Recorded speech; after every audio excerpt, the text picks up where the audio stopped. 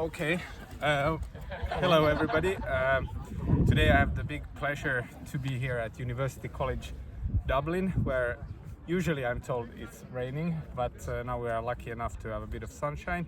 I'm here together with Professor Roland Erne, who is a scholar of European integration, of industrial relations, of labor market policy.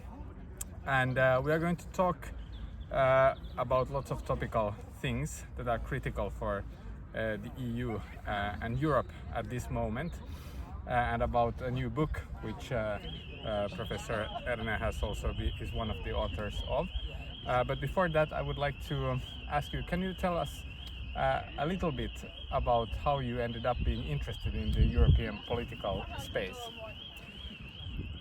So I'm a very untypical academic in that far that I left school at the age of 16, I did an apprenticeship, then became a trade union activist and then a trade union official in the construction and chemical workers union in my native Switzerland. And in the early 90s, possibly like in Finland, the debate was, should Switzerland join the European Union or not? And already at that time, I was kind of fed up with this yes-no type of question, because I think we should discuss what kind of Europe do we want. Ever since that time, I was interested in a more social and a more democratic Europe and European Union. To go away from the more sterile yes and no Europe debate, which is a bit awkward because we are all living in Europe anyway. So the big question for critical people is actually, how should the Europe in which we are living, how should it look like? Yeah, and you have not very long time ago published a really good book, which is called Politicizing Commodification. And one or a claim that you make, kind of a central claim that you make in the book, is that after the euro crisis, the financial and the euro crisis, we have seen that European integration has become more vertical, which kind of means that it's also more, one could say also more like a top-down process of enforcing, in a way, European integration. And in the same time, this phenomenon has opened up political spaces in Europe. Is that right? What kind of, in what way, in that sense, has this been manifest? If we look at it from, especially from a left-wing or progressive perspective.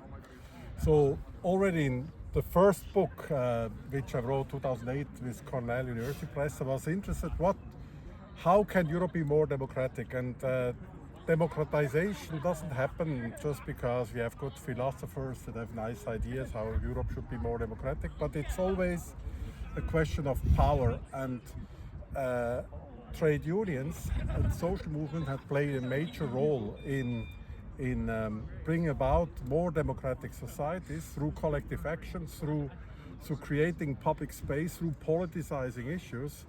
And in that book, I looked at collective bargaining, coordination strategies of unions after the introduction of the euro, and also unions' actions in relation to company mergers. And I realized in this early phase that the most successful campaigns didn't happen in response to kind of horizontal market pressures, but they happened when workers north and south, east and west Europe were confronted with political interventions like the Bolkestein Directive in 2004, which worked as a catalyst for transnational collective action. And that is why we thought, after the crisis, let's study whether this response of the European Union to the crisis, what kind of counter movements this has created. And the problem, however, was, as we know in Ireland, and I came here in 2004 after my PhD, and I'm now, since an Irish citizen, well integrated in this very rainy country, as you see, that the crisis actually undermined first and foremost employers' belief, because business leaders across Europe really thought that creating a common market would automatically create downward pressures on wages across Europe. So we don't need to have European governance interventions in the area of wage bargaining, for example, or employment relations. But the crisis has shown that the creation of the common market and monetary union created actually massive imbalances, and these imbalances were so big that the project seemed to be exploding. And as a result, they felt obliged to have a more vertical regime of interventions, but they didn't do it the same way as in the Balkan case, with kind of let's do a European directive of increasing the pension age for everybody, because they knew that would create a strong counter movement that will be defeated. But they started to use a governance mechanism that we know from management, from multinational companies, that use kind of key performance indicators and ad hoc interventions and go after one country or another. And we have seen that in Ireland, first in the Troika interventions, but also in Romania and other parts of Europe. And then in 2011, we have seen a new economic governance regime implemented with a new excessive deficit procedure, macroeconomic imbalance procedure, which now gives the power to European ministers of finance and the Commission to issue more or less binding prescriptions to member states what reforms they need to do in the next year. A bit like in companies where you have once a year a meeting with your HR director, and then you are told these are the 4 or 5 goals for this year, and we come back to see whether you have done it next year. And this new governance regime is vertical, but also more difficult to politicize, because you deal with it individually, not commonly as in a European directive. And that's why we analyzed these prescriptions for 4 countries that we know very well: Romania and Ireland, East-West, Germany and Italy. Employment relations, public services, but also sectorally healthcare, water and public transport. And we realized, as you see here on the poster, that the commodification trend was most pronounced in the area of public services, which then explains that workers north, south, east and west, like here, European healthcare workers, realized that they are affected by the same script. And that brought these European demonstrations together, and these mobilizations also had an impact on during the COVID crisis, at least. So finally, with this, with this in mind, how do you think that trade unions, civil society, progressives, what is it that we should do in order to alter the direction of the European integration project? So we have already altered. So for instance, there are in water, there was European Citizens Initiative, Right to Water, with 2 million signatures. A lot of support in Southern Europe, Northern Europe, Germany, Italy, but in Ireland as well.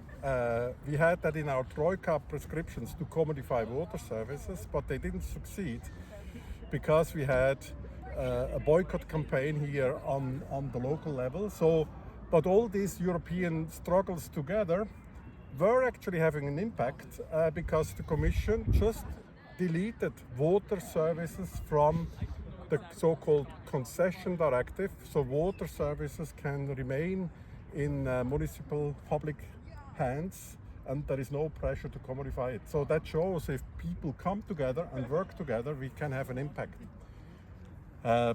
Similar things happen in relation to minimum wages. In many European countries, people were fed up with these prescriptions of cutting minimum wages and or stopping wage growth. That mobilized workers and convinced them to ask for a European directive, the minimum wage directive, which was meant to stop vertical interventions on wage cuts, and so we have seen several successes in some sense, but as we know, every success in labor struggle can be taken away the next week, and that is what we are currently seeing. We also had the European Directive for rights of human rights and social rights in the global supply chain, and also the minimum wage directive, and both are currently under threat. So the struggle, unfortunately, for social Europe never ends, or for a just society under capitalist condition never ends. But the example that we've seen in public sector in particular shows that there is, ironically, it's strange. It's not the metal workers that were uniting the working class, but it was more the public service workers and users also of public services, because they had a common target and they were not in competition with each other, so they could realize much more easily that there is a common enemy, so to speak. A common action can having an impact in that regard. Many thanks for this discussion. As you said, the struggle never ends, but also in a way that's I think many people are worried at the moment about things. You know, sometimes it feels like it's an unstoppable train of commodification. At least my life experience has been this, but as we see, it is not like that. There is also a possibility for counter movements, counter struggles. So maybe one example to finish is one case from transport sector. So you know all the Irish company Ryanair. Ryanair has been able to defeat the strongest unions across Europe, the British unions, the French unions, Danish unions, secondary strike. They won, but then Ryanair just moved out of Denmark. But then in the end, in 2017, Ryanair pilots across Europe came together and used kind of a strange legal change at European level, which didn't look very radical, namely a harmonization of the working times of pilots to the calendar year, which created a window of opportunity for joint coordinated strike action in November, December 2017, and the workers of Europe managed to change Michael O'Leary's idea, and Ryanair is now recognizing union. Doesn't mean that the fight is won, because we know from many places then they want to choose yellow unions and not real unions. But that's how labor movements always fought. It's kind of the labor movement, or like the women's movement, is a kind of a movement that is successful over the years, but we have in many ways went from one lost battle to the next. But it's the continuation of struggle that makes the difference. very good. Thank you. Thank you.